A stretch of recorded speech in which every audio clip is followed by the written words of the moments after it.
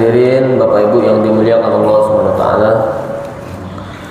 Bersyukur kita kepada Allah Subhanahu wa taala atas segala karunia nikmat yang Allah taala berikan kepada kita, sehingga kesempatan subuh ini Allah taala masih memberikan kesehatan, kekuatan bagi kita sehingga kita bisa hadir di majelis yang mulia ini.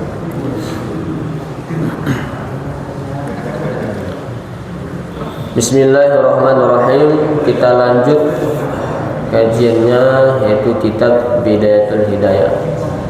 Sebelum kita lanjut, mari sama-sama kita kirimkan Al-Fatihah kepada guru-guru kita, terkhusus kepada Imam Ghazali yang telah mengarang kitab tersebut.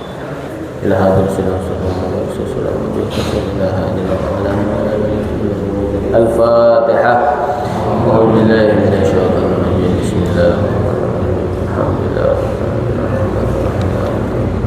Ya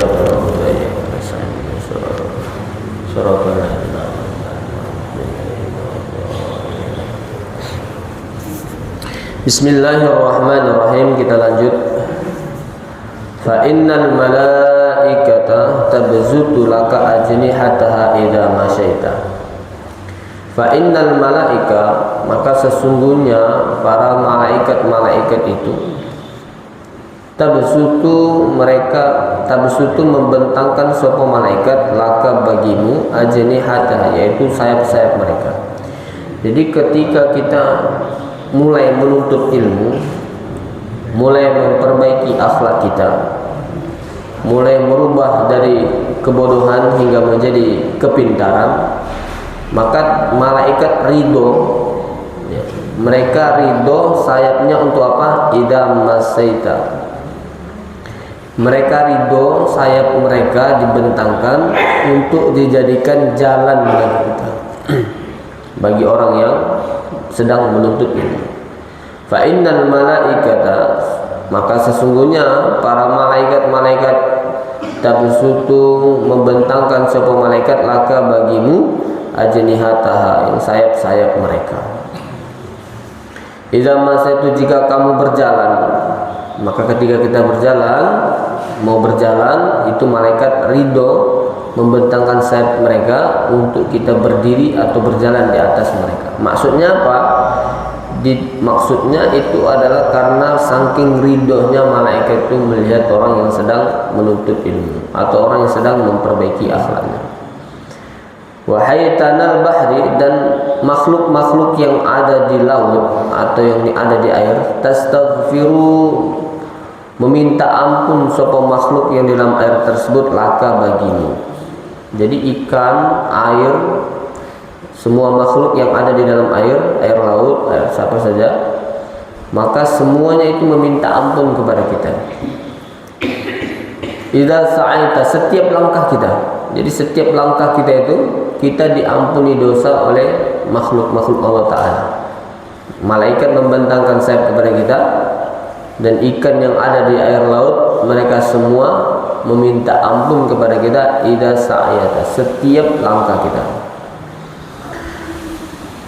Walakin, akan tetapi, yang bagilaka, akan tetapi ada satu hal laka bagimu, anta'lama, yang mesti, yang perlu kita ketahui, qabla kulli syai'in, sebelum memulai sesuatu, yaitu mesti harus kita pahami bahwasanya annal hidayata, sesungguhnya petunjuk itu adalah hiya samaratul ilmi, hasil dari buah daripada ilmu.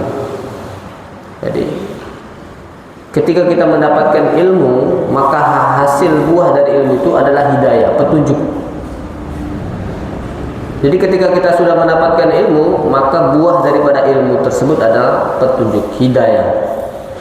Jadi yang tadinya kita tidak tahu bisa menjadi tahu. Itu namanya samarat, itu buah. Laha bidayat wa nihayah, maka hasilnya adalah ilmu dari bidayatul nihayah, hasil daripada ilmu tadi. Wa zahiran wa batinan, dan juga akan mendapatkan manfaatnya tadi kepada zahir dan batin kita juga. Ilmu itu maka akan mendapatkan hidayah. Kemudian yang kedua akan menghasilkan zahir dan batin kita bagus. Wala wusula ila nihayati, dan mesti kita ketahui wala wusula ila nihayati, tidak akan pernah sampai, mustahil. Mustahil kita ini bisa mendapatkan sesuatu illa ba'da ahkami bidayati, sebelum kita melalui prosesnya. Kita tidak akan bisa mendapatkan sesuatu, tidak akan sampai ke puncak. Wala usul ila nihaya, tidak akan sampai ke puncak. Ya, tidak akan sampai ke puncak atau mendapatkan sesuatu illa ba'da ahkami bidayatiha, sebelum kita melewati prosesnya. Makanya Imam Ghazali mengarang kitab Bidayatul Hidayah, ini adalah awal dari proses menuntut ilmu. Kalau kita tidak lulus dari ini, maka kita tidak akan bisa. Itu Imam Ghazali khawatir nanti kalau kita nggak lulus, tujuan kita belajar ini apa, maka kita tidak mendapatkan apa-apa. Maka kita harus melewati prosesnya. Kalau kita nggak melewati prosesnya, maka kita tidak akan sampai kepada tujuan kita. Wala asura ala batinat, mustahil, wa mustahil asarnya batin atau hakikatnya ila ba'da lukufi ala zahir, sebelum zahirnya jelas. Tidak mungkin orang yang dia sampai ke hakikat tapi syariatnya enggak jelas. Kalau orang mau sampai ke hakikat, maka mesti syariatnya mesti kuat. Ada orang yang serius sekali dengan syariatnya, itu juga tidak mencerminkan dia sampai ke hakikat. Sudah serius nih, syariatnya sudah benar betul, itu tidak akan menjamin dia bisa sampai ke hakikat. Apalagi orang yang punya syariatnya tidak benar, mengaku dirinya menjadi hakikat. Nah, ini mesti kita tahu prosesnya nih.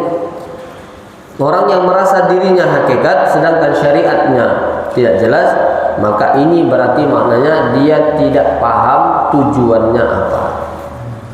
Punya hakikat tapi syariatnya nggak jelas, ini orang yang tidak punya tujuan. Dia belum sampai, sebelum dia belum sampai ke situ, tapi dia merasa dirinya sudah hakikat. Itu berarti maknanya orang yang dia tidak paham tujuannya itu mengapain. Jika ada orang seperti ini, dia merasa hebat, dia merasa sudah hakikat, tapi syariatnya tidak bagus, berarti kita dari awal tadi dia menuntut ilmu karena sebab untuk dilihat orang, untuk mendapatkan kekayaan, untuk supaya dia paling menonjol, supaya dia paling dikagumi dan dia paling dibutuhkan oleh orang. Itu tujuannya. Maka dia tidak menyelesaikan syariatnya dan hakikatnya bisa sampai. Maka seperti ini akan menjadi adalah wala usur batinnya, bagaimana mau tembus ke dalam batin, bagaimana dia mau bagus, bagaimana dia mau menjadi orang panutan jika zahirnya saja tidak jelas. Bagaimana mau jadi hakikat kalau syariatnya tidak jelas?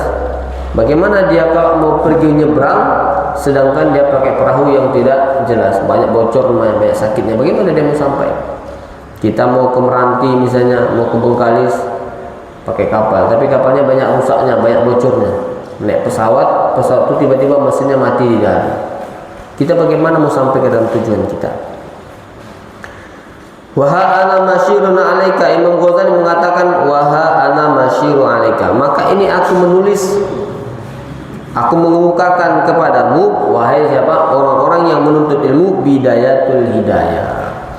Makanya aku menulis ini untuk proses awal daripada petunjukan, litajari, yaitu litujarriba biha nafsaka. Untuk apa? Supaya kamu mengecek, uji diri kamu sendiri, wa tamtahina biha alaika, untuk menguji hatimu. Maka Imam Ghazali menulis ini, kitab ini, supaya kita ini mengecek diri kita ini sudah layak apa belum. Apakah benar enggak tujuan kita ini? Kita tes hati kita, uji hati kita. Apakah benar hati kita ini condong kepada Allah Ta'ala untuk mencari ilmu ini karena Allah Ta'ala, atau mencari ilmu karena orang? Maka litujarribu biha nafsaka, uji diri kita. Bukan kita menguji orang lain. Ngapain kita menguji orang lain? uji diri kita sendiri, kita tes diri kita ini sudah betul apa belum ini. Makanya Imam Ghazali itu menginginkan seorang pelajar ini atau seorang yang mau mencari hidayah, maka dia harus melayakkan dulu dirinya, dipantaskannya dulu, benar gak ini tujuan saya ini.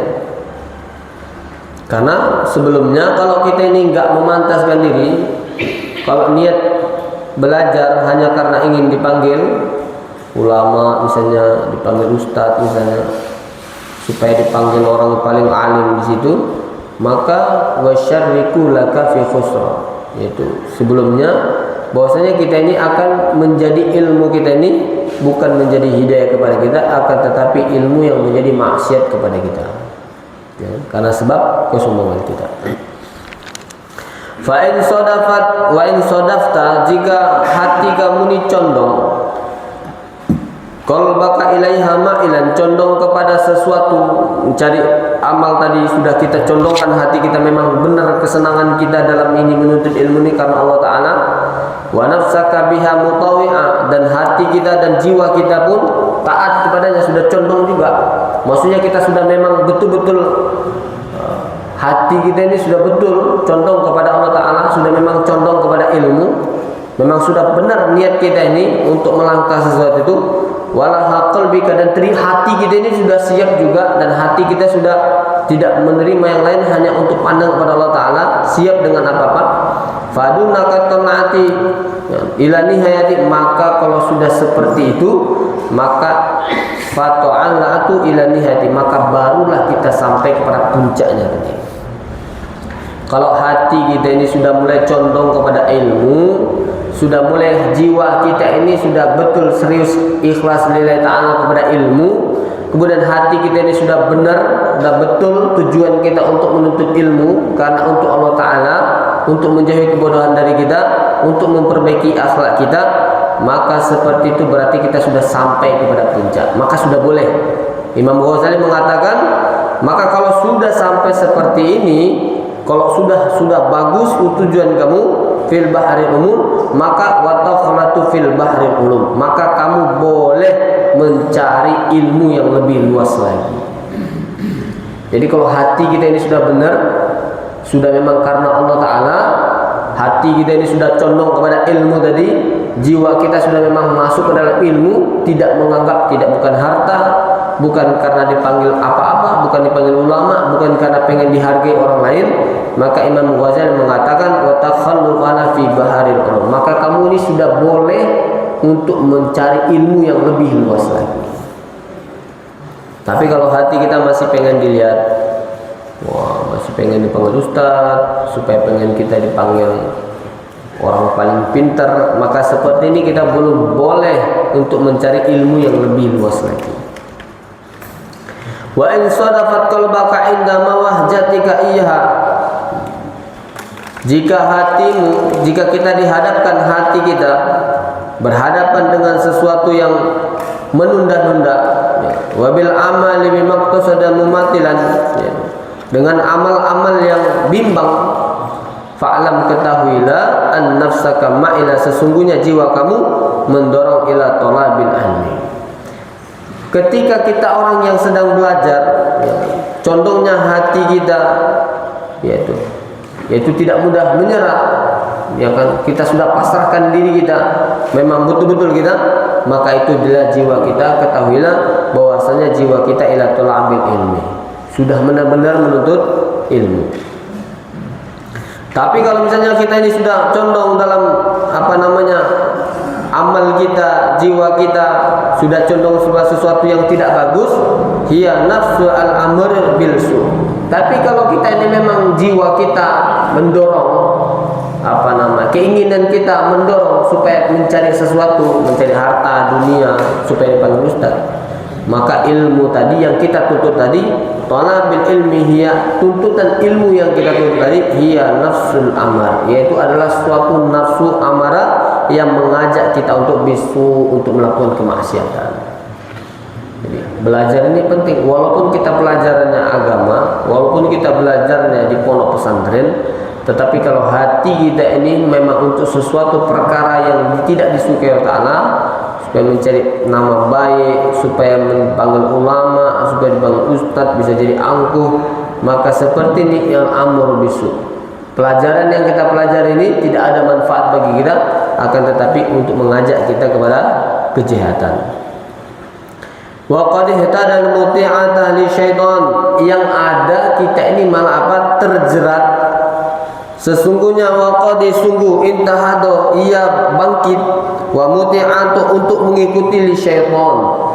Orang yang seperti ini, Imam Ghazali mengatakan, maka dia akan bangkit untuk belajar, semangatnya itu untuk mengikuti syaitan. Syaitan itu akan membimbing dia. Jadi hati-hati ketika kita belajar ini, syaitan itu paling dekat dengan kita. Dia akan membimbing kita. Bagaimana cara membimbing syaitan itu kepada kita? La ini liduhnika, dia akan menjerat Anda, dia akan menjerat kita dengan cara apa? Bihablil urur, dengan tipu dayanya. Syaitan ini ketika kita mulai menuntut ilmu, sudah mulai kita bidayatul hidayah, proses dalam petunjuk Allah Ta'ala, maka syaitan ini akan terus menemani kita. Bagaimana cara kita ini ditipu daya dengannya. Yang tadinya lihat bagus dirubah, ya, kamu ini ngapain? Belajar ini udah nggak apa-apa, belajar semangat. Nanti kalau kamu jadi ulama, kamu dipanggil orang terus. Nanti kamu dipanggil ustaz, nanti kamu dipanggil ulama. Semua orang condong hatinya kepada kamu. Maka iblis akan begitu dengan tipu dayanya. Fayastadrijuka, lalu kamu terjerumus. Dan ketika kita didorong itu senang kita. Kenapa sebabnya? Karena tadi tujuan menuntut ilmu kita memang karena dilihat orang lain. Maka fastadrijuka, maka lalu kita terjerumus bimakiyati, dalam kejurangan, illa humuratin illa haka, maka kita masuk ke dalam jurang perantapnya iblis laknatullah alaih. Maka setan senang. Jangan bil aksiru in amalan. Setan ini ketika kita sudah seperti itu, kita digiringnya supaya melakukan maksiat, digiringnya kita melakukan dosa, maka kita akan apa? Bil aksiratina amalan. Bil aksyarina amalan. Kita ini akan digabungkan dengan orang-orang yang merugi. Jadi maksudnya bagaimana? Ketika kita menuntut ilmu karena niat sesuatu yang bukan karena Allah Ta'ala, maka nanti kita akan digabungkan sama orang yang persis seperti itu. Jadi kita akan digabungkan dengan orang-orang yang sedang merugi. Jadi kita akan tujuannya sama dengan mereka. Ini iblis. Syaitan itu akan digiringnya kita akan ke tempat yang mana kita ini yang sering bareng-bareng dengan orang yang sering melalaikan perintah Allah Ta'ala. Jadi syaitan itu akan digiringnya kita. Maka tujuan kita ini kita perbaiki lagi, niat kita ini kita perbaiki terus. Ya. Imam Ghazali mengatakan kita harus memperbaiki diri kita ini. Udah betul enggak ini hati kita ini? Jangan sampai kita belajar, tapi sedangkan kita sedang digiring ke dalam nerakanya Allah Ta'ala. Setan yang akan menjadi guru kita. Ya. Walaupun dia belajar di pondok bertahun-tahun, namun niatnya salah, maka setan akan menggiringi dia bil akhsyarinal amal. Dia akan menggiring kita dan dia akan gabungkan kita dengan orang-orang yang merugi. Alladzina dhalla sa'yuhum, yaitu orang-orang yang sesat fil hayatid dunya, yang mereka sesat di dalam dunia ini, wa hum yahsabuna annahum yahsinuna sun'a, dan mereka juga sesat di akhirat, sesungguhnya mereka menganggap mereka sedang berbuat baik. Jadi setan ini akan membuat kita, sedangkan sebenarnya kita ini sedang tersesat, tapi setan akan membuat kita seolah-olah annahum yahsinu sun'a, seolah-olah kita ini sedang berbuat kebaikan. Itu setan. Seperti sering terjadi kepada diri kita ini, melakukan suatu kemaksiatan, nah ini kan nggak apa-apa, seperti itu. Ya. Seolah-olah kita sedang melakukan kebaikan, seperti yang berbohong, ya, sesuatu yang tidak penting misalnya, yang mesti harus dijujurkan, ataupun kita rasa ini adalah kebaikan. Ya, ini kita lagi mancing misalnya nih. Sholat sudah azan, nggak apa-apa kan, sholat itu masih bisa nanti. Harusnya kan berhenti. Maka seperti nana kita seolah-olah annahum yahsinuna sun'a, seolah-olah dia sedang melakukan kebaikan, padahal dia sedang digiring oleh setan dalam kesesatan. Makanya alladzina dalla sa'yum fil hayatid dunya wa hum yahzanun. Mereka di dunia saja sudah rugi. Bagaimana mereka dengan di akhiratnya? Wa inda dzalika yatlu 'alaika. Wa inda pada saat itu zalika yatlu 'alaika membacakan kepada mereka syopo asyaitonu setan fadlul ilmi wa darajatul ulama.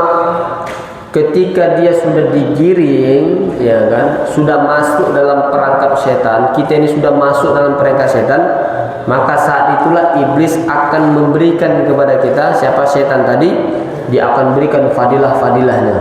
Kalau kamu menuntut ilmu, nanti kamu seperti ini, seperti ini.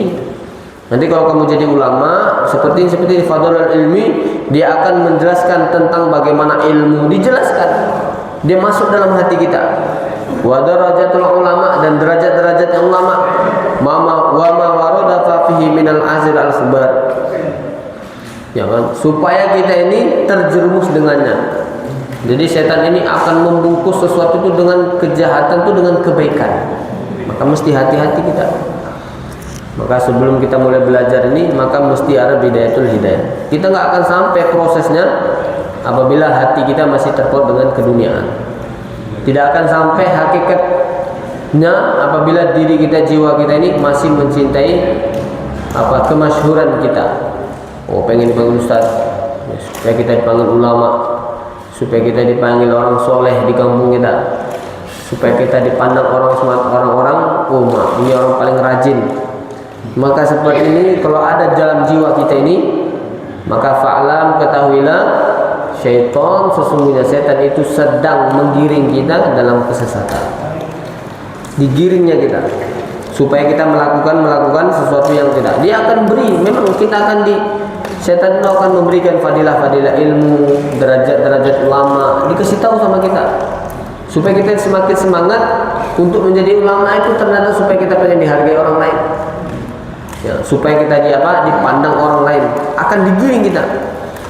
Wal an qauli sallallahu alaihi wasallam, yang akan membuat kita lalai dari perkara sesuatu. Kita ini walaupun di pondok pesantren, tapi kalau niat kita salah, walaupun kita rajin ibadahnya, punya ilmunya banyak, hafiz Quran misalnya, ya, tetapi kalau kita ini niatnya salah, maka ilmu yang kita punya tadi akan melalaikan kita. Sholat itu rasa tidak semangat, ya. Walaupun itu di pondok pesantren sekalipun, walaupun dia ulama sekalipun, walaupun dia ustaz sekalipun, tapi tujuannya menuntut ilmu, tujuannya belajar bukan karena Allah Ta'ala, karena ingin mencari harta, ingin mencari benda dunia, untuk mencari nama supaya panggil depan, maka dia wayahnika, dia akan melalaikan apa yang menjadi panutan pada dia, sehingga dia mengajarkan ilmu tapi dia tidak mengamalkan ilmu yang diajari. Dia menyampaikan suatu hukum tapi dia yang melanggar hukum tersebut. Bisa seperti itu.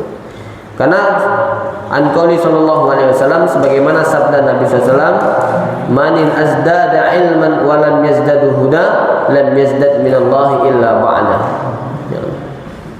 Ada orang yang bertambah ilmu, kata Nabi, "Man izdada ilman", bertambahnya ilmunya. Ada orang yang bertambah ilmunya, wa lam yazdadul huda, namun petunjuk atau keamanan bagi dia tidak bertambah. Ada yang bertambah ilmunya, hari-hari dia belajar, bertambah ilmunya, walam yazdadul huda, tapi petunjuk baginya enggak bertambah, hidayah kepada dia enggak bertambah. Lam yazdadu minallah, dia tidak bertambah cintanya kepada Allah, illa bu'dan, kecuali dia makin jauh dari Allah Ta'ala. Nih sabda Nabi SAW, ada orang yang dia sedang menuntut ilmu, bertambah terus ilmunya, ilmu itu bertambah. Ketika kita belajar itu bertambah, 1 hari bertambah, 2 hari bertambah, walam yazdadul huda, akan tetapi tidak bertambah taat kita kepada Allah Ta'ala. Banyak seperti itu, banyak. Setiap hari kita belajar, ya, setiap hari kita ikut majelis, tapi kok nggak bertambah ketaatan kita kepada Allah. Kenapa kok kita semakin jauh? Maka kita, kata Imam Ghazali apa? Maka huwa jiwa kita, nafsaka. Maka kita lihat jiwa kita ini, hati kita ini bagaimana. Apa udah benar ini belum? Kenapa kok saya ini sudah ikut majelis, sudah istiqomah, sholat istiqomah, tapi kok malah tidak bertambah petunjuk Allah Ta'ala kepada saya? Ketaatan kok makin berkurang, nggak bertambah ketaatannya. Takut kepada Allah itu biasa-biasa saja, tidak makin takut kepada Allah, maka justru malah tidak takut kepada Allah Ta'ala. Ya. Maka berarti kita dalam masalah, hati kita dalam keadaan bermasalah. Kalau kita sudah salat rajin, ikut majelis, masya Allah, istiqomah, ya kan? Ilmu kita bertambah, kepahaman kita bertambah, pengetahuan kita bertambah, karena setiap seminggu sekali kita mendengarkan kajian, mendapat ilmu. Tapi walam yazdadul huda, tapi hidayah petunjuk itu, ketaatan kita masih enggak pernah bertambah. Sholat sunnah kita enggak juga, hanya sholat wajib saja. Ya, sholat wajib itu penting, tetapi sholat sunnah itu adalah menyampaikan kita buah daripada hasil ibadah kita. Jadi kalau kita cuma mengerjakan sholat wajib saja, itu berarti kita belum masuk ke dalam taraf yang dicintai Allah Ta'ala. Kalau cuma sekedar wajib saja, maka kata Nabi SAW, ketika kita sudah mengamalkan perintah yang wajib, maka sunnah itu adalah perintah Allah Ta'ala, tetapi bukan wajib. Akan tetapi apabila sunnah itu diamalkan, justru itu mendatangkan kecintaan Allah Ta'ala. Ini kita sudah hadir, sudah istiqomah, ya kan?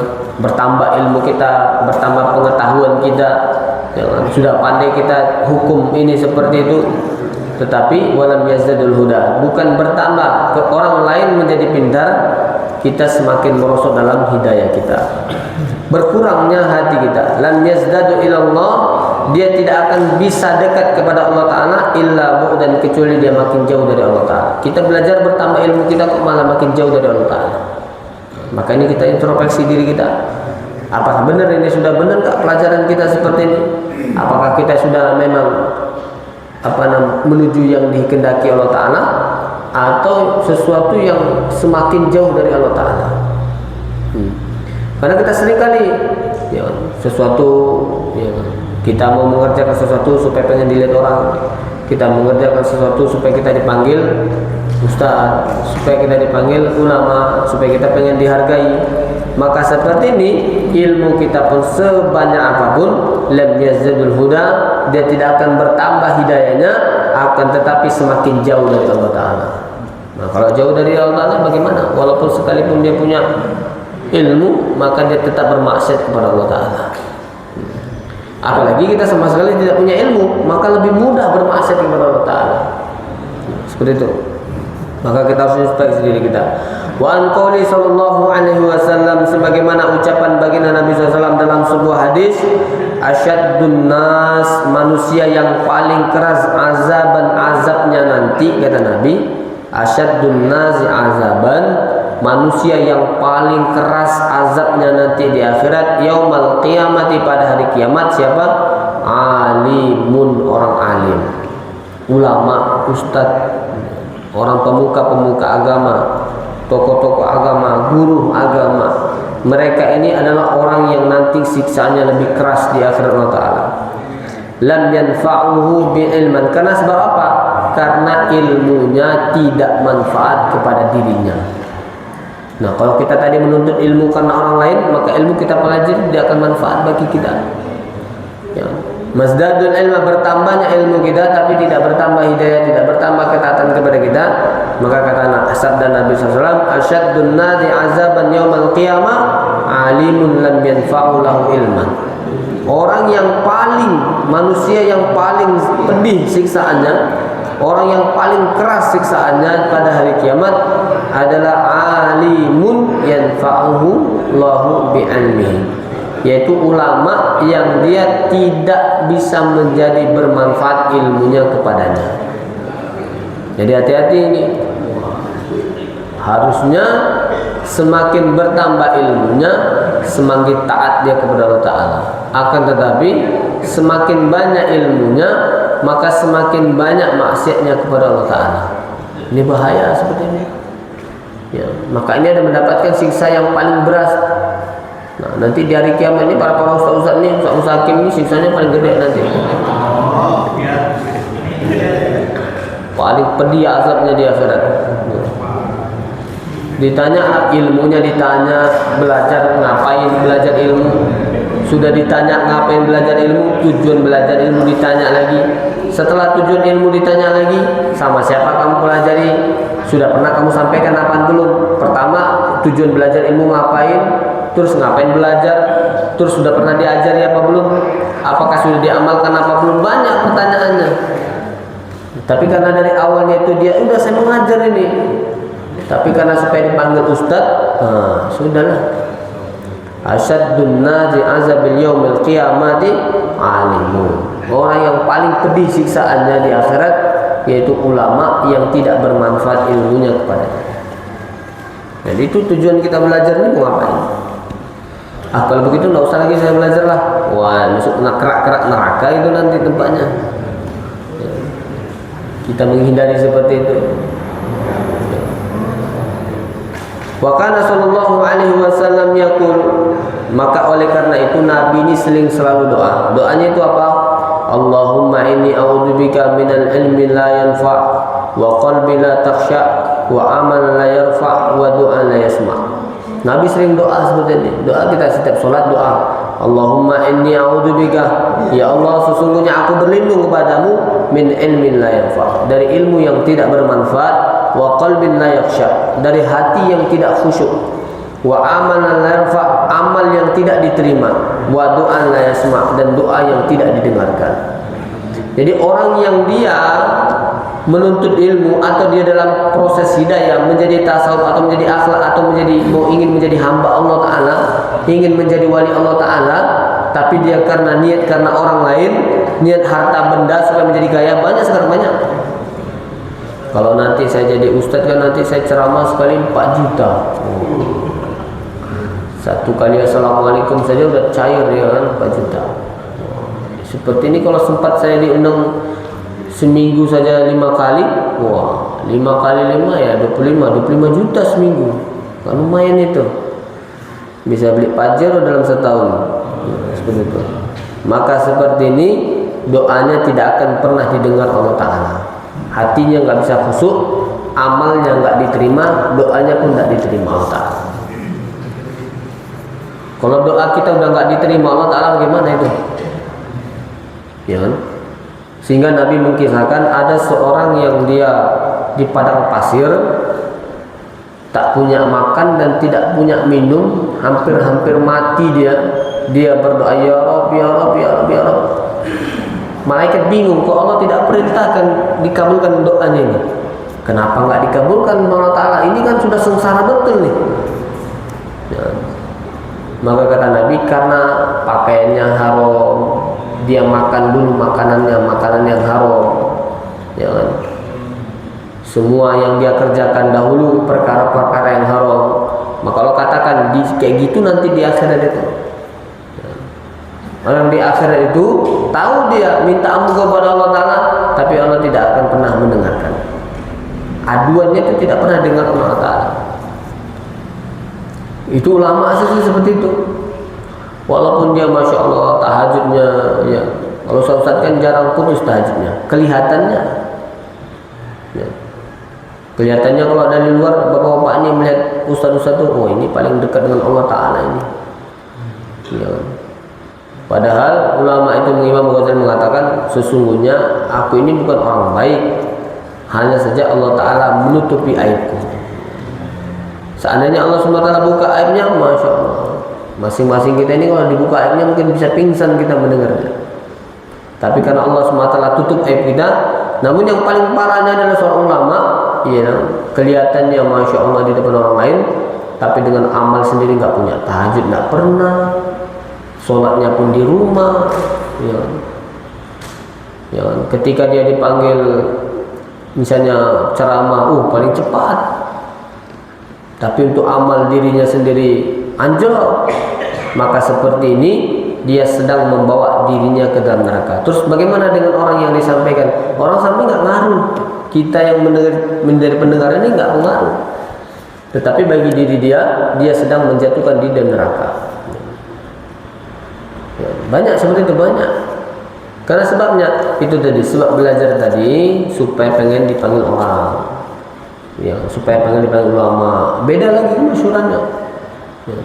Jadi tantangannya lebih besar lagi. Kalau jadi ustaz ini kan lebih enak, lebih dihargai orang, dihormati, masya Allah. Ya kan? Kalau makan didahulukan, dikasih lebih, dibungkusi lagi, kan enak.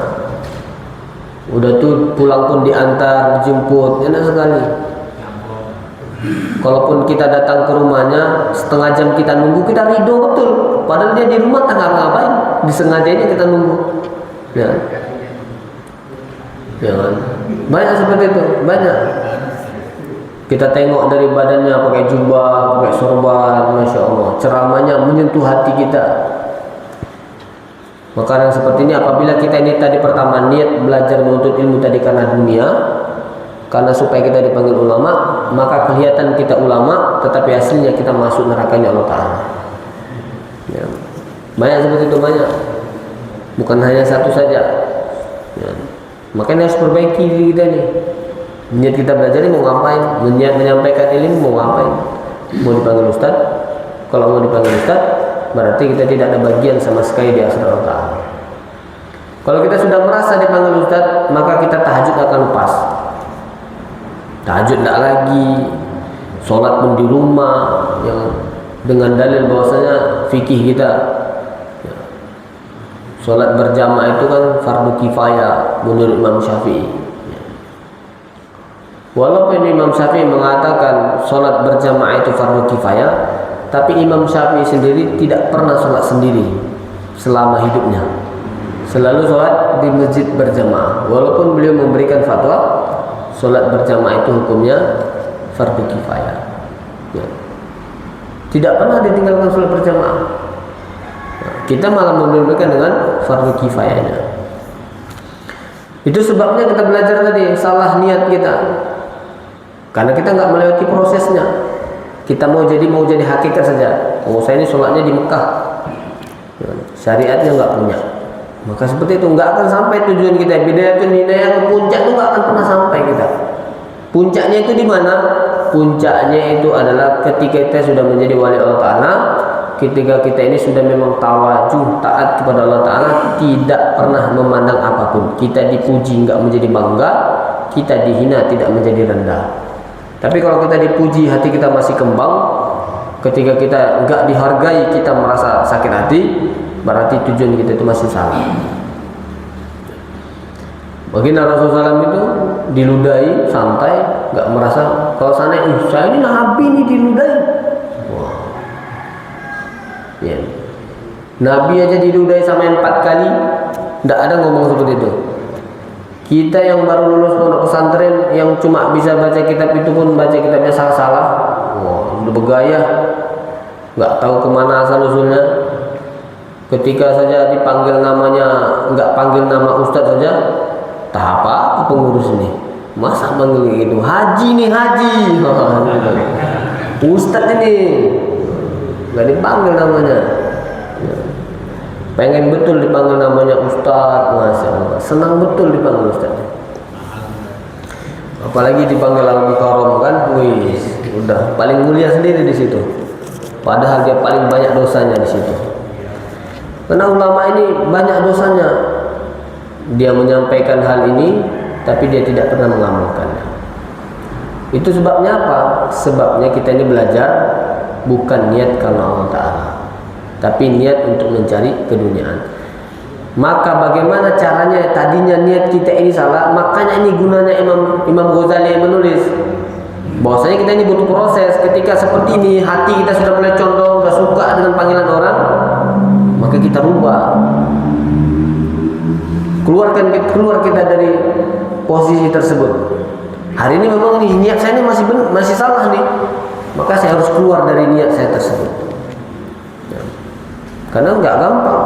Maka Imam Ghazali mengatakan, aku menulis buku ini, saya menulis kitab ini untuk supaya kepada diri kita, untuk bagaimana introspeksi diri kita ini.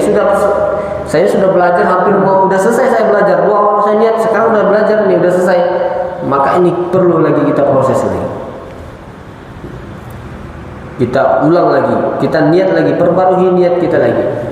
Bagaimana memperbarui niat? Istighfar sebelum beramal, istighfar sedang beramal, istighfar setelah beramal. Kita pasrah diri kita kepada Allah Ta'ala. Ya Allah, saya belajar menuntut ilmu, hadir majelis ini bukan karena supaya dipandang orang aktif, bukan. Supaya saya diangkat besok tahun depan jadi ketua. Nah, tidak. Tapi kita belajar ini supaya pulang dari sini tahajud saya makin kuat, jangan duha saya makin kuat. Saya jamin ini kita ini termasuk saya, duhanya pun jarang-jarang. Ya, tahajud kita apalagi. Mungkin karena pas kajian ini aja kita bangunnya cepat. Ya, kayak saya ini misalnya ketika isi kajian saya bahkan bangun jam 3 udah siap.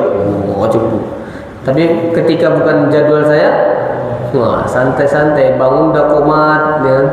Nggak tahajud lagi. Nah, ini salah nih. Datang ke masjid kayak semalam kan siapa itu? Jam 7 ya kan? Setengah 7 baru sampai masjid dengan alasan anak demam katanya kan? Seperti itu. Padahal masa ya dalam Al-Quran sudah Allah katakan istri dan anakmu itu adalah fitnah. Ya, gara-gara anak dan istri sholat pun tidak berjamaah lagi. Maka Bapak Ibu yang dimuliakan Allah SWT, maka oleh karena itu kita perbaiki niat lagi, tasawuf kita perbaiki hati kita. Benar enggak ini pelajaran ini? Benar enggak saya ini udah benar belum ini? Apakah sudah hati saya ini sudah memang condong apa belum? Apa masih berharap sesuatu yang fana atau pengen sesuatu yang kekal? Ya. Pengen menjadi orang yang dicintai Allah Ta'ala atau pengen yang dikagumi oleh makhluk Allah Ta'ala. Nah, kalau kita sudah benar, maka fa innal malaikata bazidu, maka seluruh malaikat yang mengatakan ridho mereka. Suruh ikan di laut minta ampun kepada kita. Dosa-dosa kita diampuni oleh Allah Ta'ala. Ketika belajar menuntut ilmu itu semua dosa kita digugur oleh Ta'ala. Ya, suatu ulama mengatakan, kenapa kita ini dipilih oleh Allah Ta'ala dalam suatu majelis? Karena Allah Ta'ala ingin mengampuni dosa kita. Kenapa kita ini diberikan taufik untuk berdoa? Karena Allah Ta'ala ingin kabulkan doa kita. Kenapa Allah Ta'ala ingin kita sholat? Karena Allah Ta'ala ingin ampunkan dosa-dosa kita. Jadi mesti harus kita tahu, kita ini punya kekuatan berdoa itu taufik dari Allah Ta'ala. Karena Allah Ta'ala ingin kabulkan doa kita. Ketika kita mau melangkah ke masjid, bisa mampu kita sholat berjamaah, itu tandanya Allah Ta'ala masih beri kepada kita cintanya. Ingat, ketika Allah Subhanahu Wa Ta'ala sudah cinta kepada kita, ya, kalau Allah ini sudah cinta kepada kita, maka kita akan mudah taat kepada Allah Ta'ala.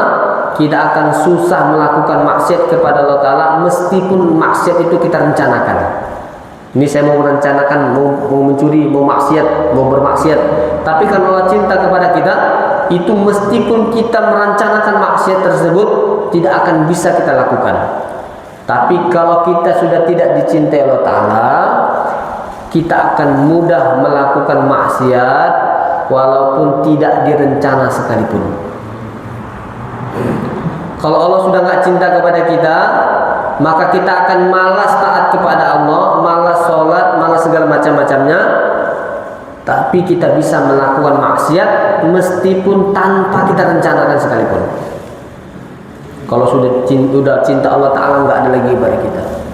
Tapi kalau Allah cinta kepada kita, mudah kita taat kepada Allah Ta'ala, dan kita akan mustahil, kita akan susah melakukan maksiat meskipun itu udah betul-betul kita rencanakan. Udah matang dalam hati kita ini, memang mau melakukan maksiat ini. Allah SWT akan jaga kita. Nah, sekarang kita lihat ini introspeksi diri kita ini, apakah sudah seperti itu belum ini? Apakah kita kalau mau melakukan maksiat, apakah jadi apa enggak? Tapi kok tiba-tiba enggak kita rencanakan kita bisa melakukan maksiat, berarti Allah tidak cinta kepada kita. Berarti maknanya Allah sudah enggak sayang sama kita. Enggak ada hidayah Allah Ta'ala kepada kita. Maka ini perlu hati-hati kepada kita ini. Kita tengok diri kita ini. Selama ini pernah enggak kita melakukan taat kepada Allah itu dalam keadaan senang, semangat? Ketika kita mau melakukan maksiat, Allah Ta'ala rasa-rasanya enggak jadi, walaupun itu sudah kita rencanakan. Tapi kok kita malah tanpa kita rencanakan maksiat, kita bisa melakukan maksiat, berarti tandanya Allah SWT tidak cinta kepada kita. Sebab Allah tidak cinta kepada kita karena di dalam hati kita ini lebih besar makhluk Allah Ta'ala, lebih mencintai dunia, lebih mencintai harta benda, pangkat kita. Makanya Allah Ta'ala tidak ada dalam hati kita. Gak mungkin batil dengan hak ini mau dijadikan satu. 50% lah, 50% untuk Allah Ta'ala, 50% untuk dunia. Itu gak ada seperti itu. Jangan kita merasa 50 dunia, 50 akhirat. Gak ada. Untuk akhirat ini 100%. Untuk agama ini 100%. Gak ada 50-50%. Kalau kita mengatakan 50 akhirat, 50 dunia, itu bohong. Gak ada. Yang ada nanti dunia semuanya itu. Dunia akhirat itu 100%. Dunia itu 0. Dunia ini sudah ditentukan oleh Allah Ta'ala. Makan, minum, rezeki. Makanya ulama mengatakan, Nabi Musa mengatakan, aku heran kepada seseorang yang sudah ditentukan tapi dia mencari mati-matian. Sudah ditentukan seperti kita ini, aku beri kamu uang selama seminggu ini 1M setiap 1 minggu. Ada orang mengatakan kepada kita, pokoknya selama seminggu saya berikan kamu uang 1M. Dah, kamu gak usah cari dunia, kamu kerjakan ini saja, gak usah kamu bekerja lagi. Maka apa gak heran orang yang memberi uang kepada kita, sudah dijamin kita uang 1M 1 minggu, tapi kita masih juga jualan, masih juga mencari duit. Apa gak heran dia? Sudah disuruhnya kita, dah aku beri 1M seminggu nih, kamu gak usah ngapa-ngapain, kamu ibadah aja. Masih juga kita mencari duit. Apa gak heran orang yang memberikan itu? Itulah Imam Nabi Musa mengatakan, aku sungguh heran kepada orang yang sudah ditentukan tapi dia malah mencari. Dan aku heran kepada orang yang sudah dipastikan kematiannya tapi dia malah tidak tahu dengan kematiannya. Dia tahu nih kita ini bakalan mati tapi nggak pernah mempersiapkan dengan kematian kita. Nah, seperti ini kita udah tahu, kita ini pasti tahu nih bakalan mati. Ada yang mau hidup selamanya? Nggak ada. Ya. Segimanapun sehatnya kita, mati itu pasti. Kita tahu kita mati, tahu masing-masing kita ini pasti yakin kita ini bakalan mati. Tapi herannya kita udah tahu kita bakalan mati, tapi kita nggak mempersiapkan kematian kita itu. Yang kita siapkan itu apa?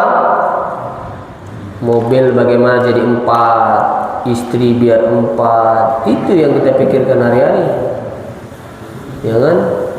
Mobil bekile, piti belipe, ya kan?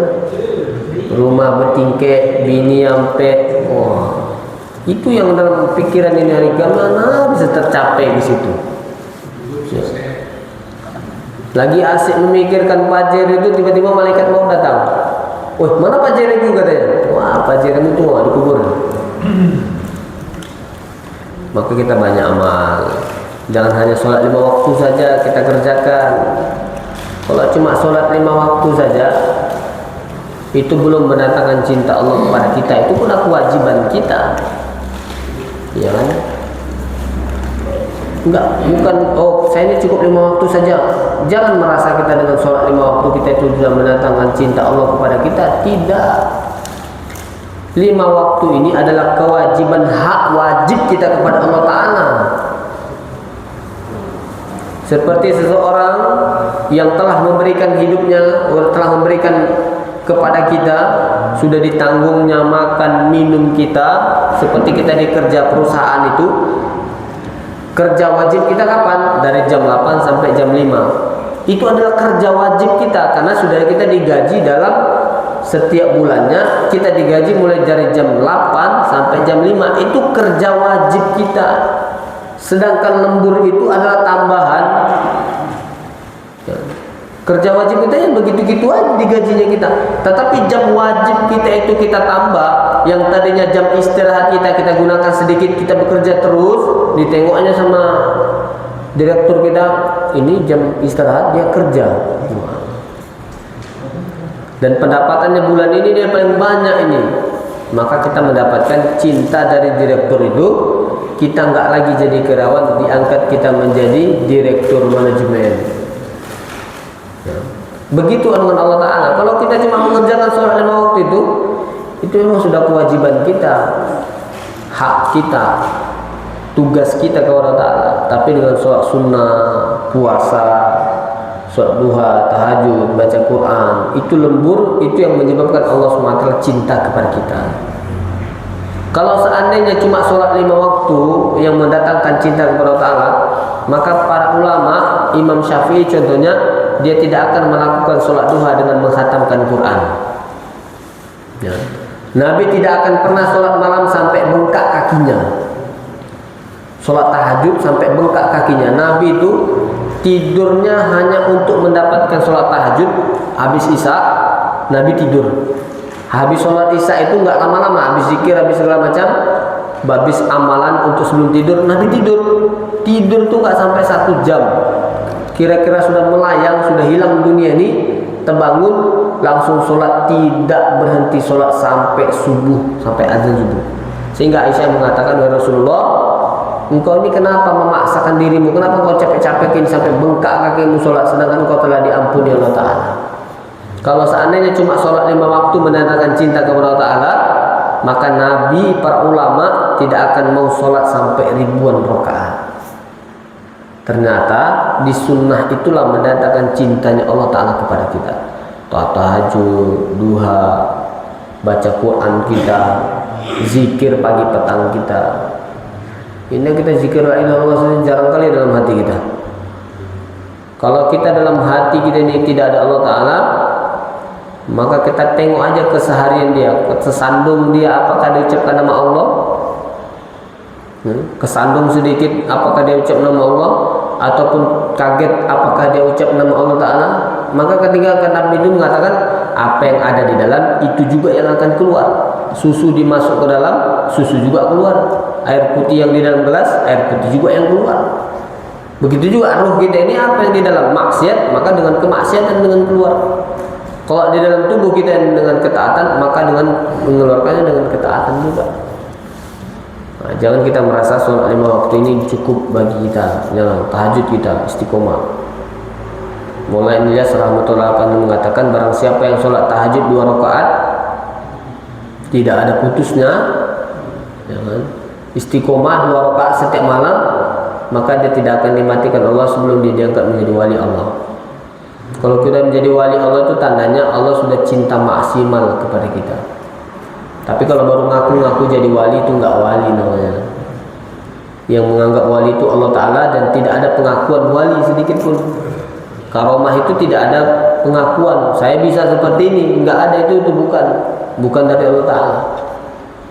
Karomah itu tidak bisa dilihat orang lain, ya, hanya bisa dimanfaatkan tapi tidak bisa terlihat, enggak bisa dengan secara langsung berubah, enggak seperti itu. Karomah itu tidak seperti itu. Karomah itu tidak ternampakkan kepada orang lain banyak, tetapi bisa bermanfaat kepada orang lain yang banyak. Itu namanya karomah. Kita dekat sama dia, kok saya makin semangat dalam beribadah. Nengok wajahnya saja sudah terbayang surga dan neraka. Kata Nabi kan, teman yang baik ketika kita berjumpa, kita ingat dengan akhirat. Jangan berjumpa sama Ustaz Hakim, teringat saya, ini surga dan neraka ini udah di depan. Berarti dia orang bagus. Ya. Tapi ketika kita berjumpa, Bapak berjumpa dengan saya, malah yang teringatnya buah duren, ya kan? Wah, ini udah gawat kita nih. Ya, ingat siwak, bagus mah ingat siwak mending sunnah, ingat siwak. Tapi yang diingatnya lucu-lucunya nanti. Ini lucu nih. Wah, aduh, salah kaprah kita. Kalau kita berjumpa dengan teman, dekatkan diri kepada Allah Ta'ala, maka kita semakin baik kepada Allah Ta'ala. Maka ini kita doa, Allahumma inni a'udzubika minal ilmi la yanfa'. Kita minta ampun kepada Allah Ta'ala, bermohon kepada Allah supaya ilmu yang Allah berikan kepada kita ini manfaat. Takut-takutnya udah banyak-banyak belajar, 10 tahun mondok, tapi nggak ada manfaatnya, yang ada masuk neraka, kan sayang. Wa qalbin la yakhsha, hati yang tidak khusyuk. Maksudnya tidak khusyuk di sini apa? Tidak tawaju kepada Allah Ta'ala, tidak ada rasa pengharap kepada Allah Ta'ala. Mengharap itu kepada makhluk, mengharap supaya saya ngajar ini mendapatkan keduniaan. Sama dengan dia menjual agamanya Allah Ta'ala. Orang yang menjual agama Allah Ta'ala, kata Nabi, kata ulama, tidak ada yang pantas tempatnya di akhirat kecuali neraka. orang yang menjualkan agamanya untuk dunianya, maka tidak ada yang pantas tempatnya di akhirat kecuali neraka Allah Ta'ala. Makanya nggak enak jadi ustaz tuh, nggak enak jadi ulama, nerakanya paling dalam, masuk neraka paling dalam. Makanya Imam Ghazali itu ketika menulis ini hampir tidak bisa tidur. Dengan sebab apa? Dengan sebab kitab seperti ini. Ulama itu malah jarang tidur. Ya, pada ada ustaz kok malah ngorok, wah ini gawat nih. Ya. Ulama itu jarang tidurnya, makanya ulama itu kurus-kurus tuh, ulama gendut-gendut. Itu berkah, ya. Bukan karena malas, tapi keberkahan. Ada juga rupanya seperti itu. Jadi kita harus perhatikan diri kita.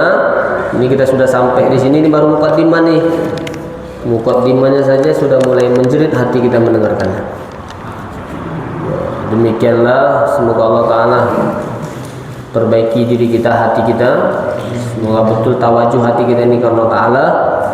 Yang paling penting, semakin kita hadir di majelis ini, semakin kuat amalan kita. Tahajud kita makin kuat, sholat duha kita makin kuat, puasa kita sunnah Senin Kamis kita makin kuat.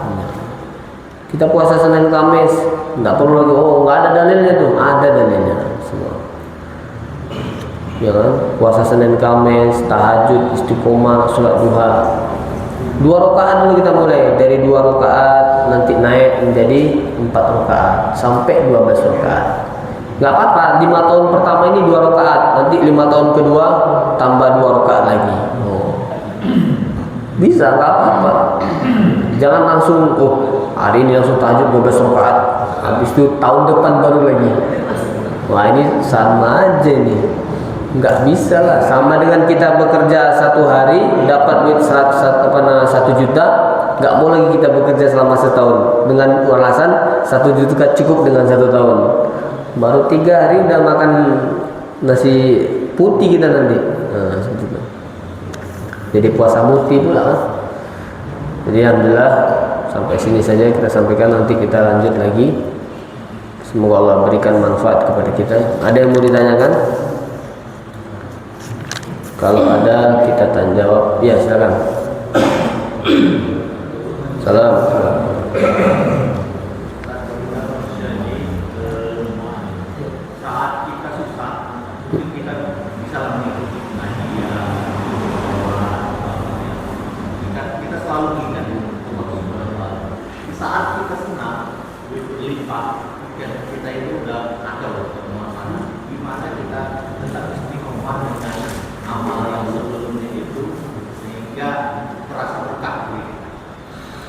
Istiqomah ketika kita susah ingat kepada Allah Ta'ala, itu wajar, ya kan?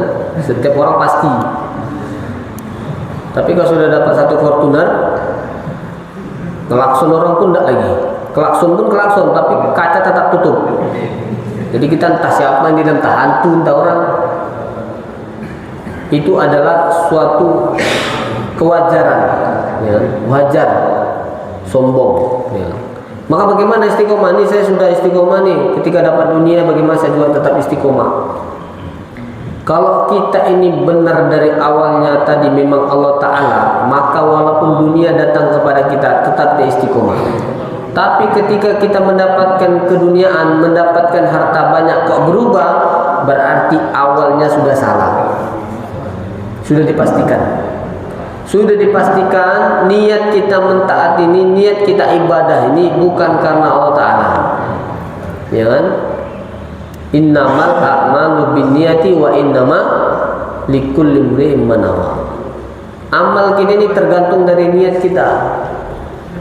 Kalau kita mau istiqomah, perbaiki dulu niat kita.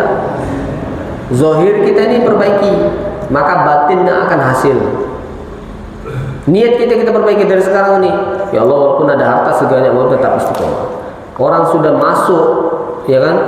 Fa in sadaqa qalbaka ilaiha. Kalau hati kita ini sudah memang condong dalam amal tersebut, ya kan?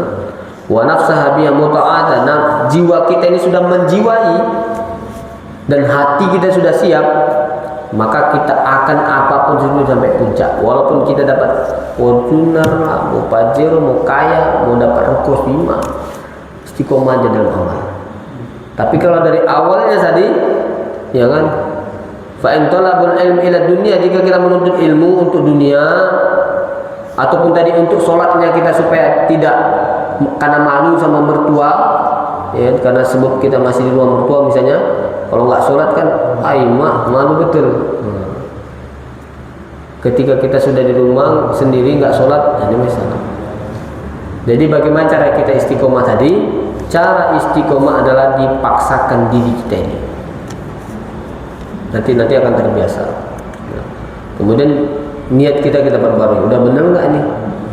Ya, banyak ini yang sering terjadi, banyak taat dia, rajin ke masjid dia, tiba-tiba sudah kaya sedikit saja hilang, nggak istiqomah lagi, ikut majelis nggak lagi, ya kan? Alasannya sibuk dengan sawit, sibuk dengan bengkel, ya kan? Sholatnya di rumah, sibuk dengan pondok, ya kan? Di pondok saya ramai nih, santri banyak. Bagaimana saya mau bisa mau bantu ini, mau bantu itu, sibuk di pondok, nggak bisa saya lagi kesana kemari. Seperti itu. Jadi istiqomah. Jangan sampai dunia ini menghancurkan istiqomah kita. Jangan sampai jiwa kita ini malah untuk keduniaan kita. Nah, seperti itu. Jangan sampai kita nggak istiqomah. Istiqomah dipaksa terus, mesti taat kepada Allah Ta'ala. Jangan. Ketika kita diberi musibah, baru ingat sama Allah Ta'ala. Ya. Makanya Allah Ta'ala tuh senang beri kita musibah. Ya. Coba kalau kita di pesawatnya tenang saja, kita dari sini mau ke Mekah 8 jam, pesawat tuh nggak ada masalah, tidur aja kita tuh. Tapi coba sekali pesawat itu apa namanya itu bahasanya itu goyang sedikit aja lah, ginian sedikit lah, itu 3 jam sampai ke Mekah itu nggak akan tidur kita ini. Itu udah hati itu udah subhanallah ini. Begitu, makanya Allah Ta'ala itu senang. Ini tidur nggak di mana Allah. Bagus aku goyangkan, kata Allah. Digoyangkan apa satu kan? Turbulensi namanya apa? Turbulensi ya. Nah, ya kan, supaya turbulensi 1 jam itu separuh mati kita tuh. Di pesawat tingginya 3.000 kaki, bayangin aja lah, jatuh dari masjid kemarin aja mati, nah, apalagi dari sekilo di atas, itu nyawa kita udah rasanya udah tinggal kaki aja lagi yang ada nyawanya, udah sampai keluar nyawanya. Itulah kata Allah Ta'ala, ketika kita diberi musibah ingat Allah, ketika diberi nikmat jauh dari Allah Ta'ala. Kenapa sebabnya? Karena kita ini nggak dicintai Allah Ta'ala. Itu tadi. Kalau tanda Allah cinta kepada kita, mudah kita melakukan ketaatan, kita tidak akan bisa melakukan maksiat meskipun sudah direncanakan. Tapi kalau kita ini enggak dicintai Allah Ta'ala, kita akan susah melakukan ibadah kepada Allah Ta'ala, kita akan mudah bermaksiat kepada Allah meskipun tidak direncanakan. Saya ini enggak merencanakan, saya ini mau ke masjid nih. Betul nih mau masjid. Wah, gua tengah jalan, tengoknya ada sawit orang situ kan. Woi, cicak lah nih. Tengoknya ada motor Pak RW, Pak Adrian Sari, ada kuncinya, ada digas saja lah. Walaupun tidak direncanakan, ada seperti itu, ada. Coba kita tanya semua orang yang sering ditangkap polisi itu. Ya, tadi saya nggak ada niat, tapi karena tengok ada kunci saya bawa. Itu tandanya Allah nggak cinta lagi pada dia. Nggak ada rencana untuk maksiat, bisa melakukan maksiat. Apalagi dengan direncanakan. Nah, seperti itu. Introspeksi diri kita, Pak. Masya Allah. Apalagi kitab ini kitab Bidayatul Hidayah. Wah, proses dalam menuju kepada menjadi walinya Allah Ta'ala. Jadi kalau kita nih selesai ngaji ini, memang kita hayati, kita amalkan, insya Allah. Walaupun kita dicaci maki pun, jangan kita diejek pun, biasa aja hati kita. Ya. Mau kita dicaci maki, nggak dipanggil ustaz pun biasa aja kita. Kenapa? Ya ngapain juga dipanggil ustaz? Memang sudah jadi ustaz? Nah, seperti itu. Buat apa kita dipanggil menjadi orang kaya? Kita memang sudah kaya? Ya, seperti itu. Ada tanya lagi? Iya, Ustaz. Saya perhatikan dari tadi. Kalau kita menuntut ilmu kan dari lahir sampai mati. Iya. Saya teringat ini riwayat mungkin ya, riwayat yang cerita ya. Kan diriwayatkan ada seorang jahat pembunuh sampai 99 kali. Mungkin semuanya udah dengar ya. Udah dengar kami. Mungkin Udah tahu juga. Yang terakhir ini mau bertobat. Tapi ketemu orang ditanya malah kamu nggak pernah terima tobatnya. Seperti itulah. Tapi kalau mungkin sekarang nggak terjadi ya, mustahil terjadi apa? Nggak mungkin terjadi. Bisa digambarkan yang lain. Kayak kita mau beribadah niat karena Allah, rajin ke masjid. Tapi ada yang nggak senang itu bagaimana, Ustaz? Nggak senang ke masjid? Misalnya saya ke masjid.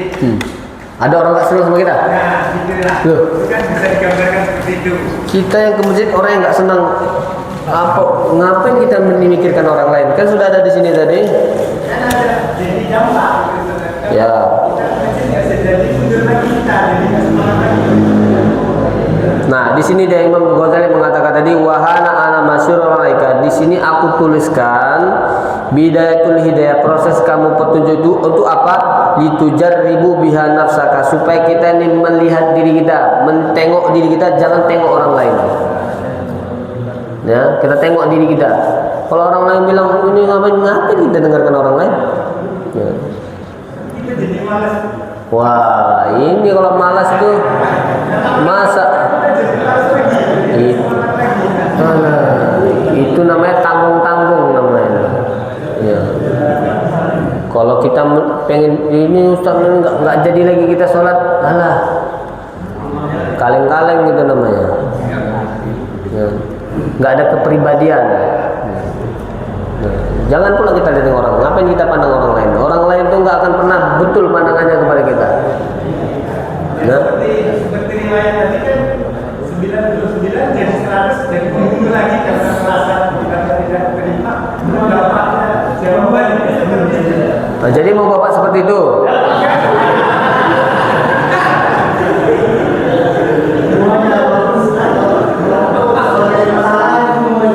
Ya, kalau ada orang kayak itu bunuh aja dia tadi.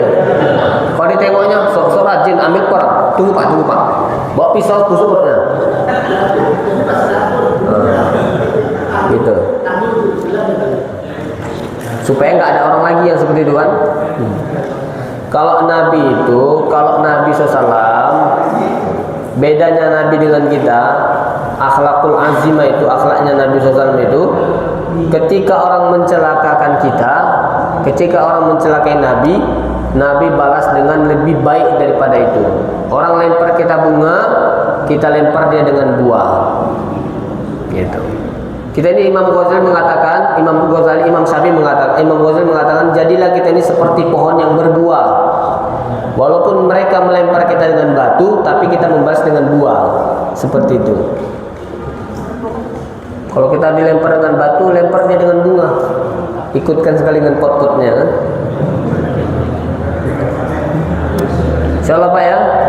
Jangan ditengok orang bilang kayak itu alim nggak mau jadi lagi. Nggak boleh seperti itu. Istiqomah terus. Ada pertanyaan lagi? Ada pertanyaan? Ya. Waalaikumsalam.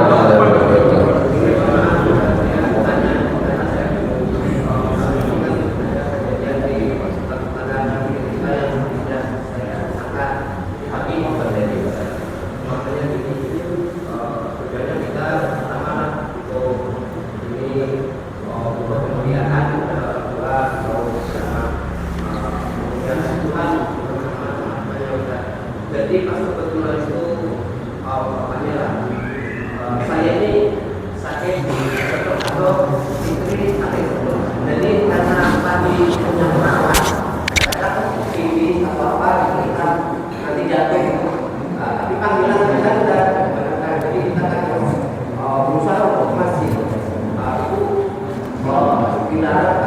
berdosa atau tidak pokoknya meninggalkan istri di rumah sedang sakit kayak gitu.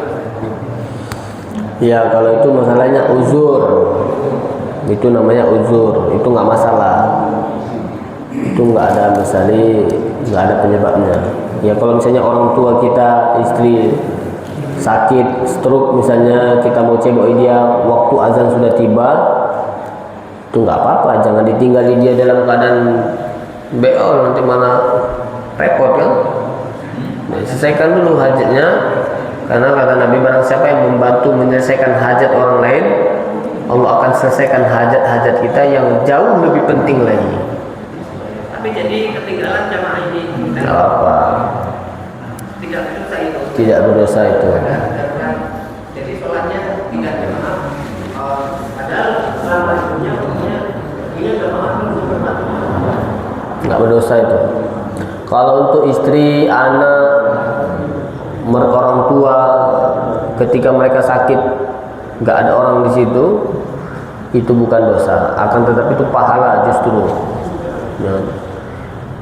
Itu kewajiban kita mengurus istri, anak, orang tua. Ya. Kalau lagi sakit, tapi kalau istrinya manja-manja minta beli emas, ya nggak usah diikuti dulu lah, sholat dulu, nanti kita beli emas. Nah, seperti itu. Tapi karena sakit pengen dibelikan mobil, nah ini beda sakitnya nih.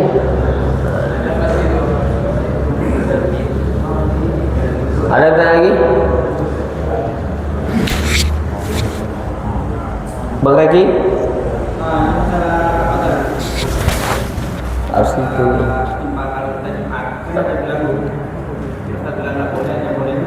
Apa itu?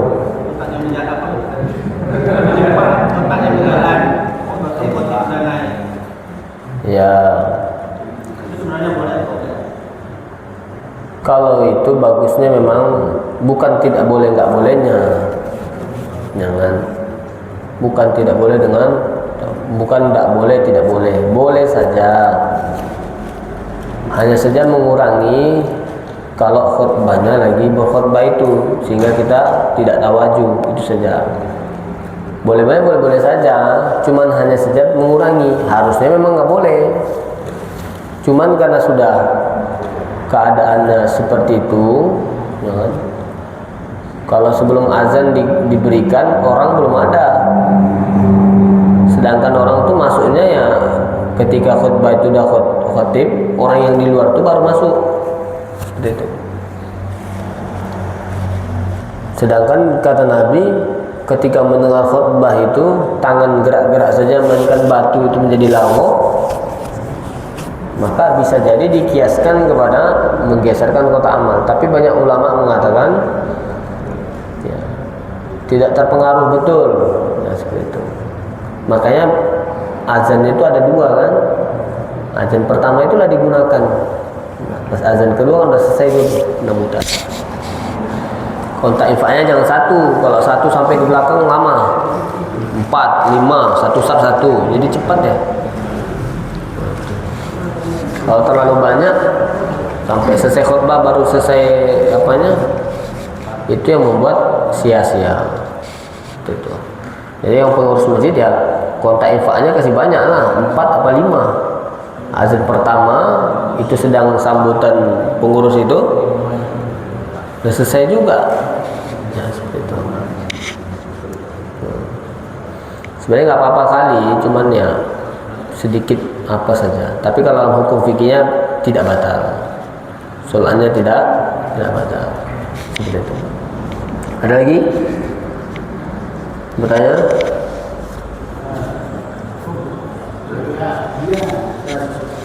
Buya ini banyak yang mau tanya dia nih. Udah tahu kita apa yang mau ditanya. Buya kok bertanya?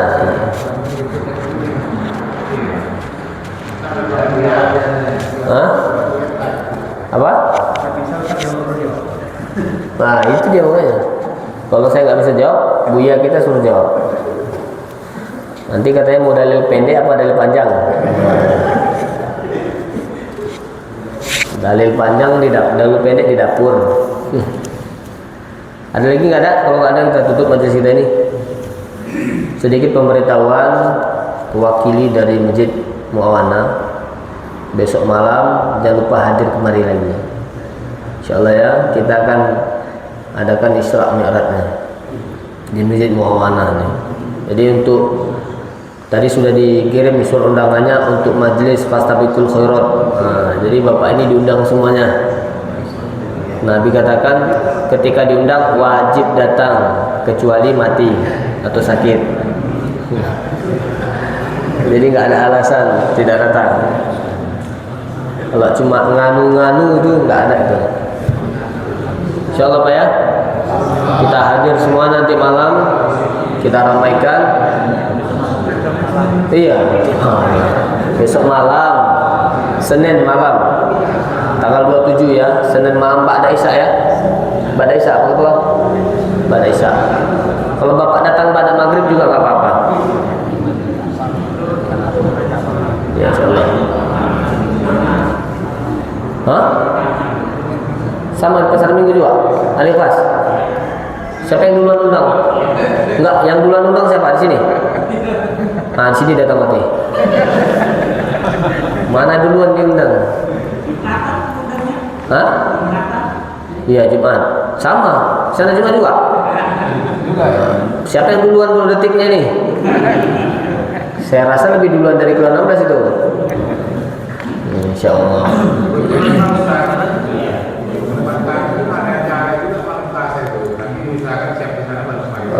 Ini setiap ini pasti acara bentur terus. Sengaja kan? Dari tahun semalam juga gitu kan? Acara Maulid juga kan? Maulid apa itu? Maulid kan bareng juga itu. Kilo 18 sama ini. Muawana 3 langsung 4 kalau salah semalam. Undangannya 4. Ya terpaksa lah mana yang lebih dahulu. Wah jelas tuh. Banyak amplopnya kata kawan kita tuh kan. Amplopnya banyak, isinya nggak ada. Amplop tuh banyak tuh di dalam kamar garim itu sampai begini susun amplopnya. Uangnya kasih daun, nanti berubah jadi duit tuh. Insyaallah Pak, ada lagi? Pak ada? Kita tutup dengan doa dulu. La hadir sallallahu alaihi wasallam. Al-Fatihah. A'udzubillahi minasyaitonir rajim. Bismillahirrahmanirrahim. Alhamdulillahirabbil alamin. Arrahmanir rahim. A'udzubillahi minasyaitonir rajim. Bismillahirrahmanirrahim. Alhamdulillahirabbil alamin. Wassalatu wassalamu ala asyrafil anbiya'i wal mursalin wa ala alihi wa sahbihi ajma'in. Rabbana zalamna anfusana wa illam taghfir lana wa tarhamna lanakunanna minal khasirin. Rabbana hab lana min azwajina wa dhurriyyatina qurrata a'yun waj'alna lil muttaqina imama. Allahumma inna nas'aluka rizqan halalan wa thayyiban wa mubarakan fihi. Allahumma inna nas'aluka ilman nafi'an wa ilman ya rahmatur rahimin. Rabbana taqabbal minna salatina wa ighfir lana dhunubana innaka ala kulli syai'in qadir. Allahumma nuri bil nuril Qur'an wa ja'alna hidayah wa nura wa hudan wa rahmah ya mujibas sa'idin. Allahumma hdina siratal mustaqim siratal ladzina an'amta 'alaihim minan nabiyyin wasiddiqin wasyuhada'i wassalihin wa hasuna ulaika rafiqa. Rabbana atina fid dunya hasanah wa fil akhirati hasanah wa qina adzabannar. Sallallahu alaihi wasallam Muhammadin nabi ummi wa alihi washabihi wa baraka wasallam. Subhana rabbika rabbil izzati amma yasifun wa salamun alal mursalin walhamdulillahi rabbil alamin. Subhanallah wa bihamdihi subhanallah asyhadu an la ilaha illa anta astaghfiruka wa atubu ilaik. Subhana rabbika rabbil izzati amma yasifun wa salamun alal mursalin walhamdulillahi rabbil alamin. Assalamualaikum warahmatullahi wabarakatuh.